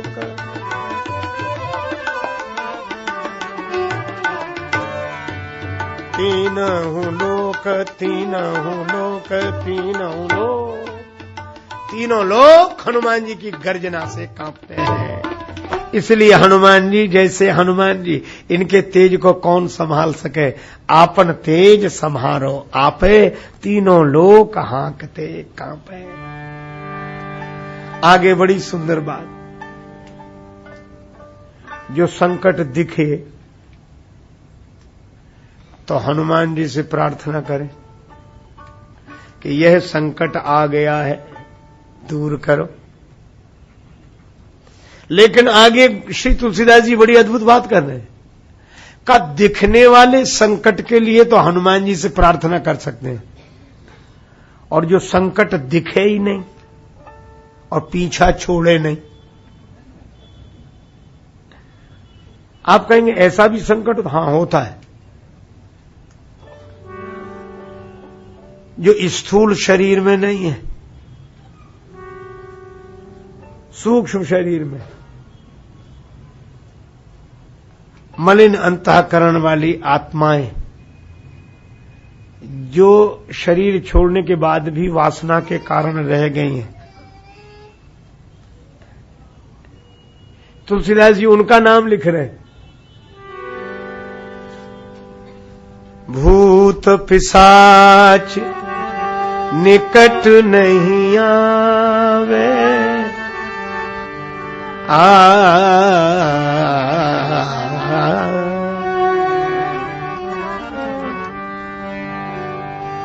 भूत प्रेत हमारी पौराणिक मान्यता है और लोगों को अनुभव भी तरह तरह के हुए हैं, और उन लोगों के अनुभवों की चर्चा मैं नहीं करता, क्योंकि उनकी चर्चा हो भी नहीं सकती यहां, क्योंकि जिनकी चर्चा हो रही है उनके नाम से ही निकट नहीं आते, तो चर्चा कैसे हो। भूत पिशाच निकट नहीं आवे। अजय, ये किस आधार पर आते हैं भूत प्रेत? मैंने सुना है गांव की बोली में लोग भूत प्रेतों का एक नाम रखें, हवा। हवा लग गई। कुछ लोग कहते कुछ ऊपर ही हवा है। अच्छा, एक बात बताओ, हवा तो सब जगह है और हवा का ही माध्यम लेके ये भूत पिशाच पीछे पड़ते हैं किसी के, लेकिन जिस हवा में हनुमान जी हो उनमें तो इनकी हवा खराब हो जाएगी, तो रह ही नहीं सकते उसमें। इसलिए आप निश्चिंत रहो, कहीं कोई हवा खराब हो और आपको लगे कि कहीं ऐसा ना हो, पता नहीं यहां कैसा लग रहा है, कुछ वैसे, आप भगवान नाम हनुमान जी को सुनाओ, और हनुमान जी को सुनाओ राम जी का नाम, तो हनुमान जी निकट आते हैं, और हनुमान जी का नाम सुनाओ इन्हें, एक नहीं आएंगे पास में, केवल नाम से। अच्छा, एक अद्भुत बात है, भूत प्रेतों के मंत्र हैं, लोग तरह तरह के मंत्र बोलते हैं। देखो, ये मंत्र से झाड़ो तो भूत चला जाएगा, इस मंत्र से झाड़ो तो प्रेत चला जाएगा। पर तुलसीदास जी ने तो बड़ी अनोखी बात कही, बोले काहे को मंत्रों के झंझट में पड़े हो, मंत्र की जरूरत ही नहीं है। क्या करना पड़ेगा? बोले हनुमान जी का नाम ही मंत्र है इनके लिए। भूत पिशाच निकट नहीं आवे, महावीर जब नाम सुनावे। महावीर जब नाम सुनावे, महावीर जब नाम सुनावे।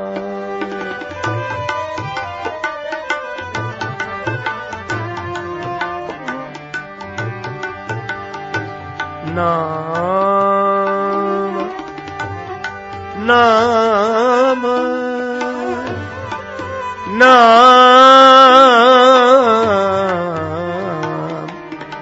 नाम। हनुमान जी के नाम से भूत प्रेत पास में नहीं आते, और बहुत संतों का अनुभव है, बहुत भक्तों का अनुभव है। आप श्री हनुमान चालीसा का पाठ कीजिए, इस तरह की अगर कोई समस्याएं हैं तो वे निश्चित समाप्त हो जाएंगी। भूत पिशाच निकट नहीं आवे, महावीर जब नाम सुनावे। ये नहीं दिखाई देने वाला संकट। एक आदमी को इसी तरह की बाधा थी और वो समझता था कि शरीर में कोई रोग है। वो कहता था डॉक्टर भी नहीं समझ पा रहे हैं, पता नहीं क्या बात है, पता नहीं क्या बात। हनुमान जी की कृपा के अद्भुत चमत्कार हैं, अद्भुत। इस युग के हैं, अभी के हैं, इसी समय के हैं। एक देवी को मैं जानता हूं, एकाएक उसके कानों की श्रवण शक्ति ही समाप्त हो गई, सुनाई नहीं पड़ता था।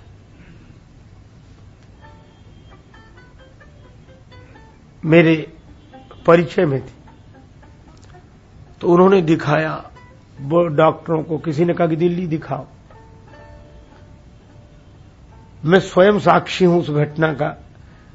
दिल्ली के इतने बड़े आयुर्विज्ञान संस्थान में किसी को समझ, कितने परीक्षण हुए, कुछ नहीं, और सुनाई ना पड़े उसे। अंत में एक दूसरी आस्थावान देवी की सलाह पर उसे हनुमान जी के मंदिर में ले जाया गया और वहां सामान्य ढंग से पुजारी ने कहा कि 2-3 मंगल दर्शन कर लो। ये मेरे साथ घटी हुई घटना कुछ वर्षों की, ये सब लोग साक्षी हैं उसके को। हनुमान जी के मंदिर पर जाने से वो जो कोप था किसी ऐसी अपवित्र आत्मा का, जिसकी वजह से श्रवण शक्ति चली गई थी, जो डॉक्टरों को भी रोग समझ में नहीं आ रहा था, वो हनुमान जी के मंदिर में जाने से ठीक हो गई। अब तक ठीक है वो, अभी है। और जब आवाज उसकी आई तो सबसे पहले उसने हमको ही फोन किया। जो ढोल नगाड़े बजाने से भी नहीं सुनाई पड़ता था जिसे, तब मुझे लगा कि अब वो लोग अगर ना सोचते तो लोग तो इलाज ही करते रहते। वो लोग तरह तरह की बात पूछ रहे थे कि कैसे ये हुआ, कैसे ये हुआ, कोई कारण होगा। लेकिन अब ये संकट दिखाई नहीं दे रहा, कारण क्या है। लेकिन नहीं दिखाई देने वाले लोगों की वजह से जो संकट आता है, वह संकट भी हनुमान जी के नाम से टल जाता है। इसलिए भूत पिशाच निकट नहीं आवे, महावीर जब नाम सुनावे। और आगे का ना से रो हर सब पीरा, ना से रो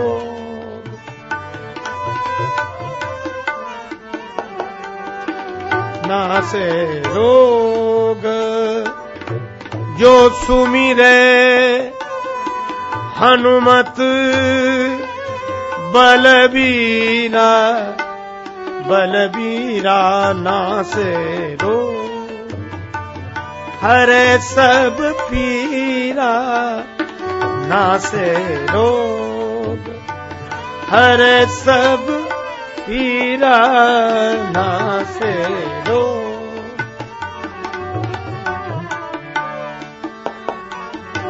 ना से रोग। यह भी बात आपको बता रहा हूं, भूत प्रेतों से निश्चिंत रहें, निर्द्वंद रहें, निडर रहें। हनुमान जी का नाम लें, इनका कोई कुप्रभाव आपके जीवन में नहीं होगा। जहां हनुमान चालीसा का पाठ होता वहां ये होते ही नहीं है, एक बात। दूसरी बात, ना से रोग, हरे सब पीरा। रोग चाहे दैहिक हो, दैविक हो, भौतिक हो, हनुमान जी मिटा देते। ना से रोग हरे सब पीरा, जपत निरंतर हनुमत वीरा।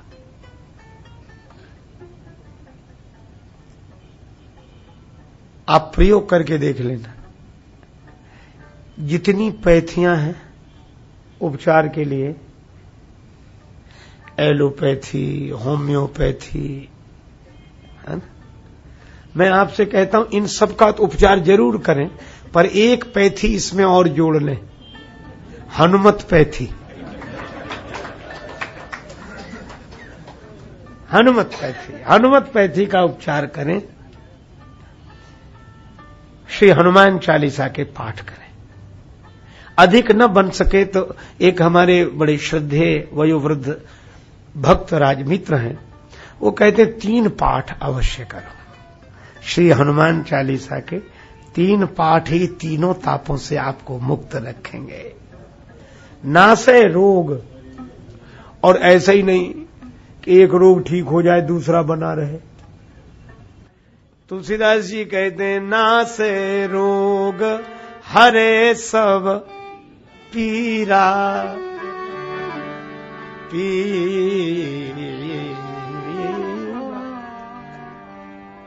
भवरोग भी मिट जाएगा। ना से रोग, तन के रोग हैं। देखो, जैसे शरीर में रोग होते, 3 तरह की तन की प्रकृति है, वात, पित्त और कफ। 3 प्रकृति। और इसीलिए कुछ रोग वात से संबंधित है, कुछ पित्त से, कुछ कफ से। ये तीन प्रकृतियां सब में। श्री तुलसीदास जी बोले कि इनका वैषम्य होने पर तन रोगी हो जाता है। इसी तरह मन के भी रोग हैं, लेकिन हम लोग केवल तन के रोगों से परिचित हैं। मन के रोगों की पीड़ा का अनुभव तो करते हैं पर परिचित नहीं। जैसे किसी को सिर दर्द हो जाए, क्यों हो रहा है वो ये नहीं जानता, पर ये जानता है कि हो रहा है। इसी तरह मन के रोगों से जो दुखी होते हैं, आपने उन लोगों को देखा होगा, कई लोग मिलते हैं, मुझे भी मिलते हैं, आपको भी मिलते, कहते हैं महाराज हम बहुत परेशान हैं, हम बहुत परेशान हैं। उनसे पूछो क्यों परेशान हो, तो कहते हमें खुद समझ में नहीं आता कि हम क्यों परेशान हैं। ऐसी कोई समस्या भी नहीं है, सब ठीक है, लेकिन हम बहुत परेशान रहते हैं।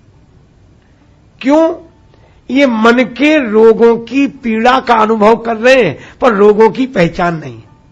तो तुलसीदास जी ने कहा कि ये रोग सबको है।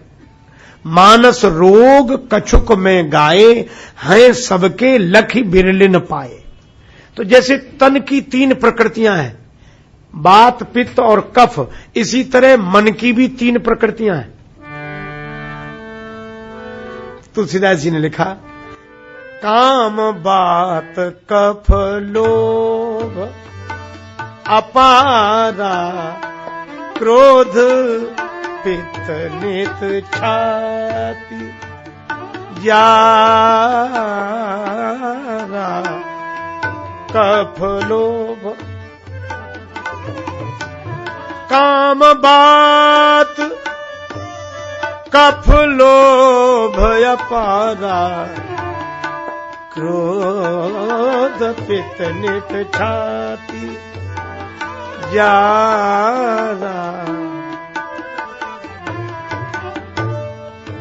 तीन प्रकृतियां मन की हैं, क्रोध, पित्त, नित। ये विकृतियां नहीं है। काम, क्रोध और लोभ ये मन की प्रकृति है। आप कहेंगे क्रोध विकृति नहीं है। अच्छा, क्रोध तो आग है। अच्छा, हम आपसे पूछते हैं, आग ना हो तो घर चलेगा? आग से ही घर चलता है। आग जब, लेकिन कब? आग जब चूल्हे में रहती है तो उस आग से घर चलता है, लेकिन चूल्हे की सीमा से अगर आग बाहर निकल गई तो जिस आग से घर चलता है उसी आग से घर जलता है। तो ये काम, क्रोध, लोभ की आग घर चलाने के लिए है, घर जलाने के लिए नहीं है। क्रोध हो, लेकिन आप देखते हैं बिजली का प्रयोग करते हैं पर करंट से बचे रहते हैं। आपको परिवार चलाना है, समाज चलाना है, अनुशासन रखना है तो डांटना भी पड़ेगा। तो क्रोध आया कि नहीं? लेकिन इस क्रोध को भीतर मत रहने दो। आप कहेंगे ऐसा कैसे संभव है? संभव है। महाराज जनक ने क्रोध नहीं किया क्या? और महाराज जनक तो विदेह हैं, परम ज्ञानी कहे जाते हैं, विदेह है राज। लेकिन जब लगा कि धनुष कोई उठा ही नहीं पा रहा, ये सब ऐसे, तो जनक जी ऐसे बोले बड़े क्रोध में। पर तुलसीदास जी ने एक छोटा सा शब्द लिखा, बोले वचन रोष जनु साने। ऐसे बोले जैसे क्रोध में बोल रहे हो। क्रोध जनक जी ने किया तो लक्ष्मण जी का भी क्रोध आया। लक्ष्मण जी के क्रोध से आप तो ये कह रहे हैं प्रसन्न हो गए भगवान और जानकी माता। कभी कभी क्रोध से भी भगवान प्रसन्न होते हैं। सी ही हरस जनक सकुचाने। ये उत्साह, अरे क्या बैठे हो, उत्साह दिलाने वाला है। लेकिन ये घर चलाने के लिए है, घर जलाने के लिए नहीं है। ये सीमा में रहने चाहिए। इनकी प्रकृति बिगड़ने नहीं देनी चाहिए। बात है, वायु सही दिशा में रहेगा तो शरीर स्वस्थ होगा। एक आदमी बोला गैस है कि गैस ट्रबल हो जाए तो परेशानी है। गैस तो वैसे ही है, ब्लड तो वैसे ही है, प्रेशर से बचना चाहिए। शुगर तो है ही, बढ़ने न पाए, हिसाब में रहे। वह ऐसे ये काम क्रोध लोभ है। लोभ करो पर लोभ ही मत करो, क्रोध करो पर क्रोध ही मत करो। संसार में आए हैं तो काम का संबंध, कामना का संबंध तो रहे पर कामना ही ना रहे। तो जैसे वात पित्त कफ शरीर को चलाते हैं, मन काम क्रोध और लोभ के आधार पर चलता है। पर विकृति हो जाए, वायु को जिधर से जाना चाहिए वो दिशा बदल दे तो दशा बदल जाती है आदमी की।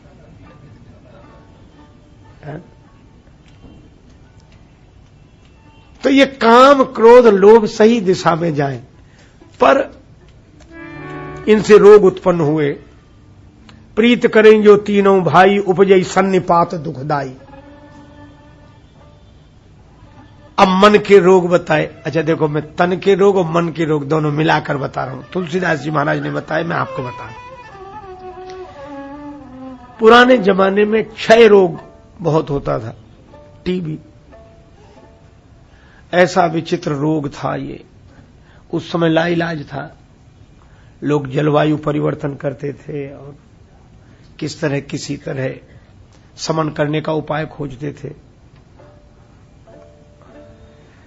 और क्षय रोग का रोगी बोलता कम था, सांस बहुत, तो लोग समझ लेते थे कि शरीर दुबला हो रहा, इसको टीबी है, क्षय रोग है। तुलसीदास जी बोले, मन की टीबी जानते हो? मन का क्षय रोग, दुबला होना और वो सांस भरना क्या है? गोस्वामी जी कहते हैं, पर सुख देखी जरनी सोई छई। दूसरे का सुख देखकर जो जी जलता है, यही टीबी का रोग है। मन की टीबी है ये क्षय रोग। इसलिए दूसरे का सुख देखकर जलने वाले बोलते कम है, वो सांस ज्यादा भरते। जब भी देखो क्या, कुछ नहीं, उसको भी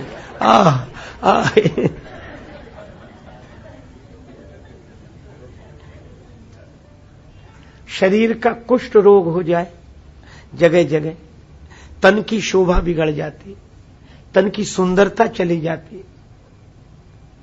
ये कुष्ठ क्या है? का दुष्ट कुष्ठता मन कुटिलई, मन की कुटिलता कोढ़ का रोग है। ये रिश्ता रहता है, ये कुटिलता भीतर ही भीतर। जैसे कुष्ठ रोग हो जाए तो शरीर गलता रहता है, इसी तरह जिसको कुटिलता होती है, कुटिलता जीवन को गलाती रहती है, नष्ट करती रहती है। एक विचित्र रोग का नाम लिखा, कभी विस्तार से इसकी चर्चा होगी। उस रोग का नाम है डमरुआ। शायद पूरब की बोली में कुछ रहा होगा, मुझे लगता है कि डमरुआ का क्या अर्थ है। तो डमरू, जैसे डमरू ऐसे ऐसे होता रहता है, कुछ लोगों को बुढ़ापे में ऐसे रोग हो जाता है, वो बेचारे सिर ऐसे ऐसे ऐसे करते रहते, देखा होगा आपने। ये डमरुआ ही है। चलेंगे तो ऐसे ऐसे, किसी बात करेंगे तो ऐसे ऐसे हो जाता, सिर ऐसे ऐसे। यह रोग क्या है? तब तुलसीदास जी ने इसका बड़ा अच्छा नाम दिया, अहंकार अति दुखद डमरुआ। तो इसको अहंकार क्यों कह दिया सिर हिलाने को? बोले अहंकारी भी मानता कहां, किसकी सिर ही हिलाता रहता है, चाहे जितना समझाओ। हो गए नहीं है? कोई कहीं माना है? मान ही नहीं सकते, मान ही। यही मन का अहंकार अति दुखद डमरुआ।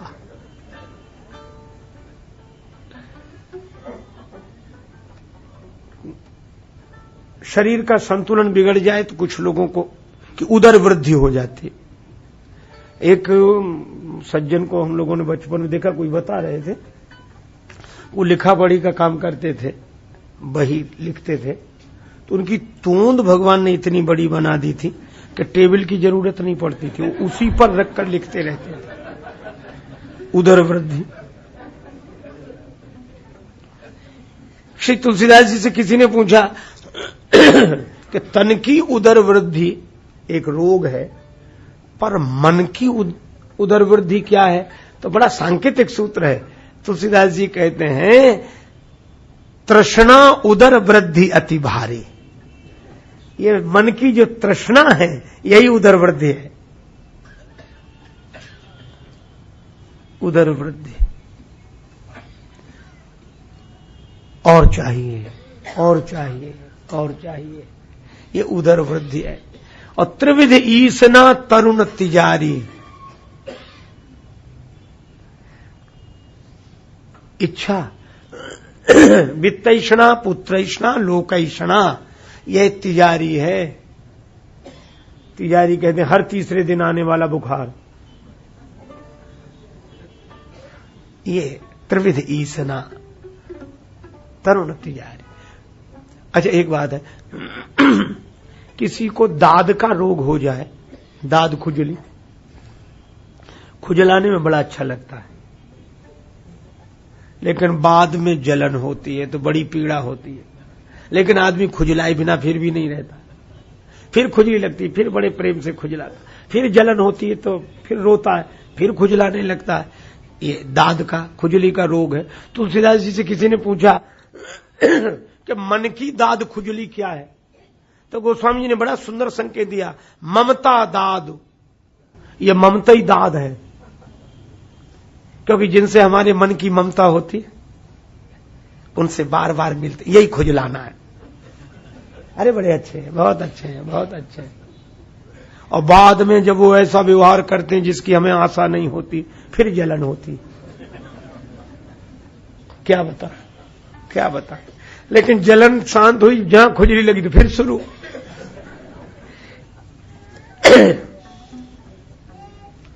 इसलिए ये मन के रोग हैं। कामवात कफ लोभ अपारा, क्रोध पित्त नित छाती जारा। ये कफ ही लोभ है। लोभी का धन बड़ी मुश्किल से निकलता है, बहुत मुश्किल से। एक जगह कहीं सत्संग हुआ तो कहा कि 2 भाई सहयोग करो, अच्छा काम है, संत हैं, लगाओ। दूसरे ने कहा इतने लोग तो दे रहे हैं, हमारा देना क्या जरूरी है। अरे कहा उनके लिए नहीं, अपना धन धन्य करने के लिए दो। बोला अच्छा ठीक है। बहुत लोगों ने कहा तो दूसरे तीसरे दिन 1 रुपया लेकर आया। उस समय चांदी का रुपया ऐसी मुट्ठी में दबाए। अब मन जैसे जैसे देने का हो वैसी मुट्ठी और जोर से दबाए। फिर सोचने लगा दें कि ना दें। फिर सोचा यहां तक ले आए तो दे ही दो। फिर सोचने लगा इतने लोग तो दे ही रहे हैं। फिर बोले मित्र लोग देखेंगे कि दिया नहीं तो दे दें। अंत में फैसला बड़ी मुश्किल से कर लिया कि दे ही डालें। फिर सोचा एक बार देख तो लें, फिर तो देखने को मिलेगा नहीं। अब इतनी देर से दबाए था, हाथ में पसीज गया, पसीना आ गया। जो देखा हाथ में पसीना, 100 रुपए को देखकर बोला कि तुम बहुत रोते हो, हम नहीं देंगे तुम्हें किसी को। फिर जेब में रख लिया। हमसे बिछोड़ते समय तुम रो रहे हो। आपने देखा होगा लोभी की यही विकृति है कि उसका धन एक बार जम जाए तो बहुत मुश्किल से निकलता है ना। और मन के साथ यही, और तन के साथ भी। इसीलिए गोस्वामी जी ने से कफ कहा है, कफ लोभ अपारा। और कफ भी एक बार जम जाए तो बहुत मुश्किल से निकलता है। हम तो इसका अनुभव खुद कर रहे हैं, भुक्त भोग रहे हैं। एक बार जम जाए, तन में कफ की विकृति हो जाए और जम जाए तो बड़ी मुश्किल से निकले। और लोभी के पास धन जमा हो जाए तो बड़ी मुश्किल से निकले। तो तुलसीदास जी ने ऐसा मिलान किया है। यही विधि सकल जीव जग रोगी। सारा संसार रोगी है, सारा संसार। तन से रोगी हैं और मन से रोगी। और जैसे तन के रोग हैं वैसे ही मन के रोग हैं। अच्छा लेकिन एक बात है, तन के रोगों का इलाज तो करा भी लें। डॉक्टर साहब देखना जरा नाड़ी, तन तो दिख भी रहा है, तन दिख रहा है तो इसको तो कोई देख भी ले, लेकिन मन तो दिख ही नहीं रहा, उसे कैसे दिखाएं कि देखो।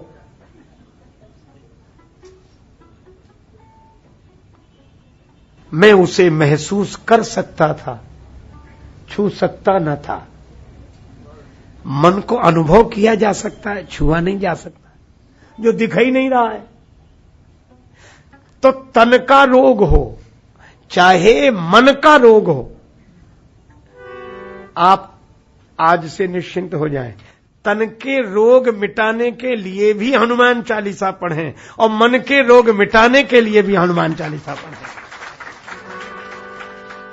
और इसीलिए यहां एक शब्द आया है, नासे रोग हरे सब, नासे रोग हरे सब। सब रोग, चाहे तन का रोग हो और चाहे मन का रोग हो, कैसे मिटेंगे? नासे रोग हरे सब पीरा, नासे रोग हरे जपत निरंतर हनुमत बीरा, जपत निरंतर हनुमत बीरा, नासे रोग हरे सब पीरा, नासे रोग हरे, नासे रोग हरे। इसी तरह एक रोग का, जैसे आपने कफ को लोभ बताया गोस्वामी जी, तन में जो कफ की विकृति है, मन में वह लोभ है का रूप है। इसी तरह क्रोध पित्त, ये क्रोध ही पित्त है। पित्त की अगर विकृति हो जाए, लोग कहते हैं एसिडिटी, छाती जलती, खट्टी डकार, छाती जलती। अच्छा बोलो, पित्त अगर विकृत हो जाए तो छाती जलती है, और क्रोध आ जाए तो जी जलता है कि नहीं? ये क्रोध मन का पित्त की विकृति है, छाती जलती है। यही क्रोध पित्त नित छाती जारा, काम बात कफ लोभ अपारा, क्रोध पित्त नित छाती जारा। और ये काम जो है, ये बात रोग है, वायु विकार है। ये हवा का ठिकाना नहीं, कहां ठहर जाए वहीं दर्द शुरू। वायु विकृत होकर जहां पहुंच जाए। एक सज्जन बोले, हमारी तो गैस यहां चढ़ जाती, सिर दर्द होता। कोई कहता हमारी पीठ में यहां दबाओ, यहां। ये हवा कहां जाकर ठहर जाए वहीं दर्द शुरू हो जाता है। तुलसीदास जी महाराज ने इसको काम कहा है। क्यों? क्योंकि हवा कहीं भी ठहर सकती पूरे तन में, और जहां ठहर जाएगी वहीं दर्द शुरू कर देगी विकृत होने पर। इसी तरह हमारी कामना जब विकृत हो जाती है तो संसार में कभी भी कहीं भी किसी की भी कामना करने लगेगी, और जहां भी कामना करेगी बस वहीं मन में दर्द शुरू हो जाएगा। पूरे तन में वायु घूमती है, पूरे जगत में विविध विषयों को देखने। हवा है, हवा वायु काम संबंध है, कामना का संबंध है। इसी तरह मन में उठने वाली कामना का भी जगत की हवा से संबंध है। तो ये काम की वायु जब पीड़ित करे मन को, काम की वायु जब मन को पीड़ित करे, और क्रोध जब छाती जलावे, और लोभ जब कफ की तरह हैरान करे, तब आप हनुमान चालीसा पढ़ो। न काम रहेगा, न क्रोध रहेगा, न लोभ रहेगा, और तन में बात पित्त कफ के कारण होने वाली विकृतियां निश्चित रूप से समाप्त हो जाएंगी। क्योंकि यह तुलसीदास जी महाराज का वचन है, सिद्ध संत की वाणी है। और श्री हनुमान जी की महिमा पर विश्वास रखें। नासे रोग हरे सब पीरा, नासे रोग हरे जपत निरंतर हनुमत बीरा, जपत निरंतर।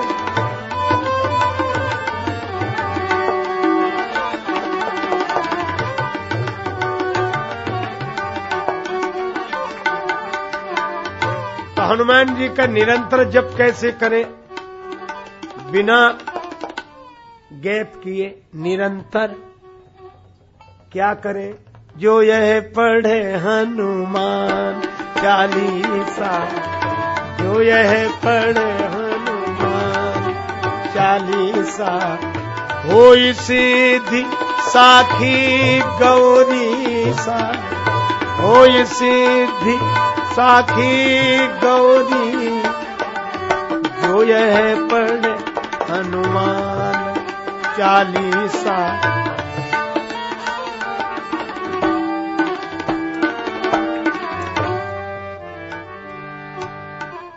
इसी के साथ वाक्य पुष्पांजलि भगवान श्री सीताराम जी के चरणों में अर्पित। चर्चा को विराम बड़े प्रेम से ले प्रभु का पावन नाम।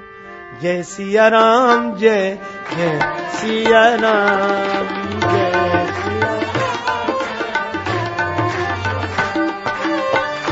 जय सिया राम, जय जय सिया राम,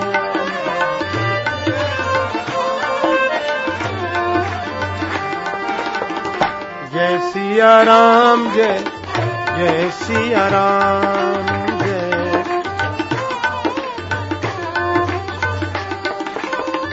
जय सिया राम, जय जय सिया राम,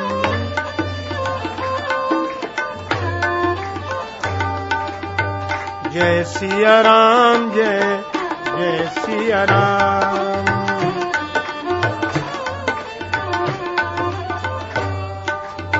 जय सिया राम, जय जय सिया राम,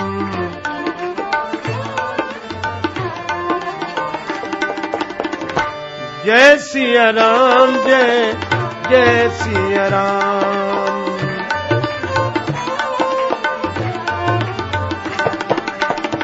जय सिया राम, जय जय सिया राम, सीता जय सिया, जय जय सिया राम, जय जय सिया राम, जय जय सिया राम, सिया राम। सिय सिय सुमिरत राम जू, सिय सुमिरत श्री राम, जुगल नाम राजेश जपी, भगत लहे विश्राम। श्री सीताराम जी महाराज की, श्री हनुमान जी महाराज।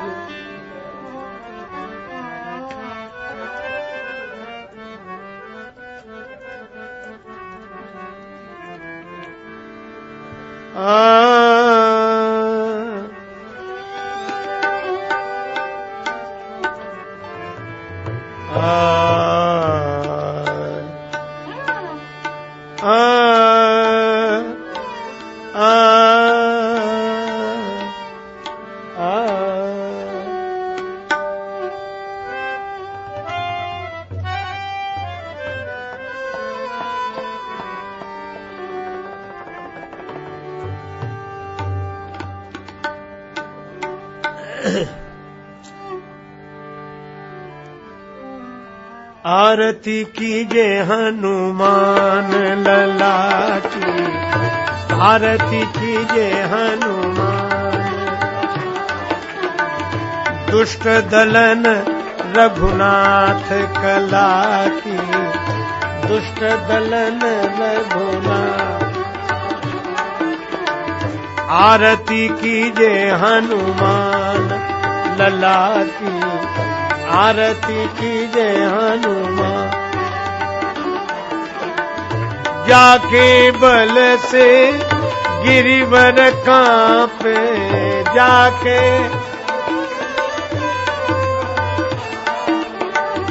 रोग दोष जाके निकट न झांपे, रोग दोष जाके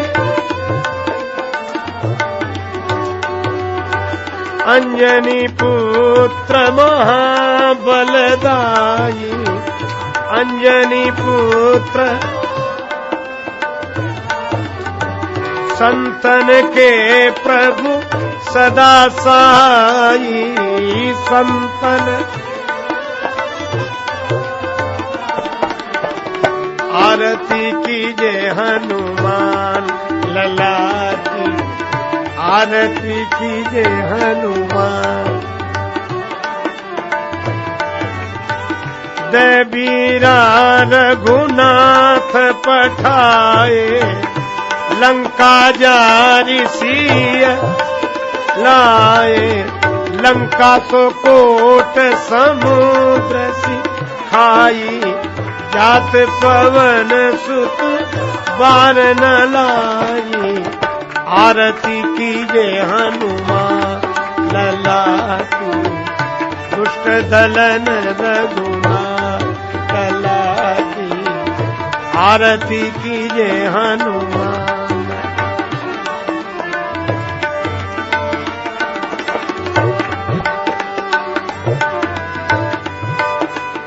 लंका जारी असुर संहारे, सिया राम जी काज संवारे। लक्ष्मण मूर्छित पड़े सकारे, आन सजीवन प्राण उबारे। आरती कीजे हनुमान लला की, दुष्ट दलन रघुनाथ का। आरती कीजे मान लला। पैठी पताल तोरी जमकारे, अहि रावण की भुजा उखारे। बाएं भुजा असुर दल मारे, दाहिने भुजा संत जन तारे। आरती कीजे हनुमान लला की, दुष्ट दलन रघुनाथ। आरती कीजे हनुमान लला। सुर नर मुनि आरती उतारे, सुनर मुनि आरती उतार। जय जय जय हनुमान उचारे, कंचन थार कपूर लोछाई। आरती करत अंजना माई, जो हनुमान जी की आरती गावे। बसी बैकुंठ परम पद पावे। आरती कीजे हनुमान, आरती कीजे हनुमान लला की। दुष्ट दलन रघुनाथ कला की। आरती कीजे हनुमान लला की, दुष्ट दलन रघुनाथ कला की। आरती कीजे हनुमान, कीजे हनुमान, कीजे हनुमान। श्री हनुमान जी महाराज की।